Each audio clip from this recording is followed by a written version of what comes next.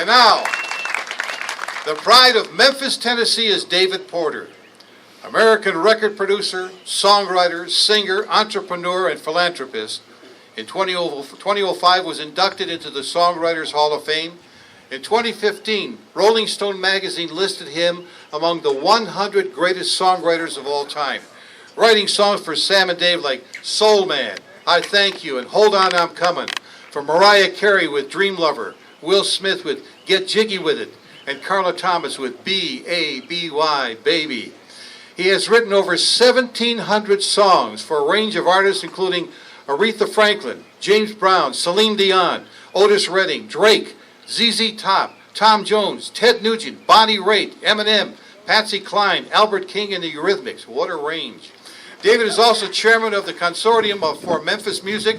The purpose of creating the CMM is to offer opportunities to young talented artists and create a destination where there is an emphasis on songwriting and performance. He is rebranding Memphis as the city of soul music. Studios are provided free of charge, and Memphis will once again become a destination for young artists. A huge recording facility is under completion, and a major record company is moving to Memphis to provide further opportunities for the music world to be heard around the world. David had raised millions of dollars through this nonprofit foundation. Ladies and gentlemen, if you will, Mr. David Porter.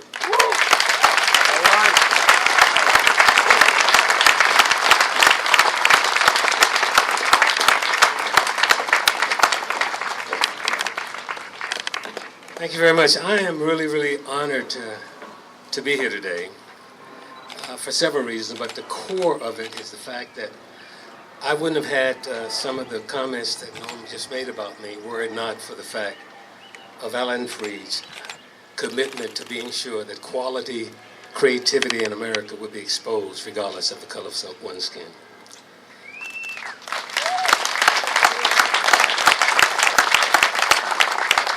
You know, it's interesting that I ended up being a very close friend to Lance Freed, Alan's son, and found over the years that though I did not know Alan personally, he had to be an unbelievably beautiful person, because Lance, his son, epitomizes that. He is someone that has done so much for the industry, so much for people. Now, my brief comments are going to be sentiments, I'm sure, of a few names I'll share with you.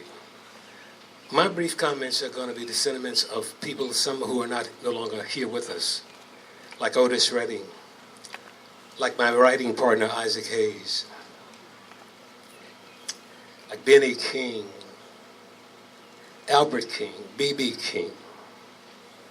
So many of us who are passionate about music never would have had the exposure opportunity were it not for the commitment of Alan and his feeling for wanting to be sure that the creativity would be exposed in a substantive kind of way by making a statement, by showing a commitment in the early 50s.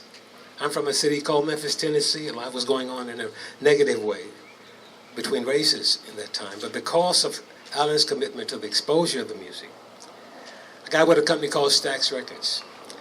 Now, some of those songs, Soul Man and Hold On, I'm Coming, you may be surprised to know that the musicians on those records were 2 black guys and 2 white guys, on all of them. From the hits on Otis Redding, to Sam and Dave, to Carla Thomas, to Albert King. The list goes on and on. So the climate had to be made right because of the energy and the commitment that Alan had for being sure that the proper exposure for the music would be afforded to all citizens, regardless of the color of their skin.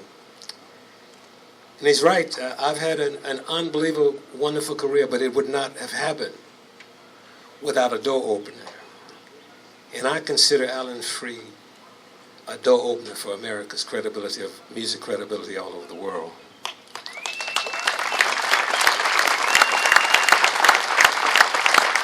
I'll quickly say this and sit. You know, Memphis, Tennessee, we have a great deal of credibility.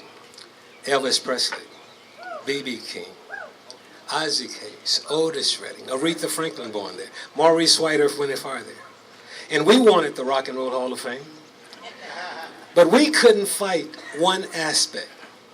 The one aspect that took it away from us was a man by the name of Alan Freed. So deservingly so. Because what he did as a door opener for so many of the talents that made American music respected all over the world would not have happened were he not to have had the energy and the commitment to what he did. So I'm here to say I appreciate, in a big way, the legacy and the commitment that Alan Freed had for America's music. Thank you very much. Ladies and gentlemen, David Porter.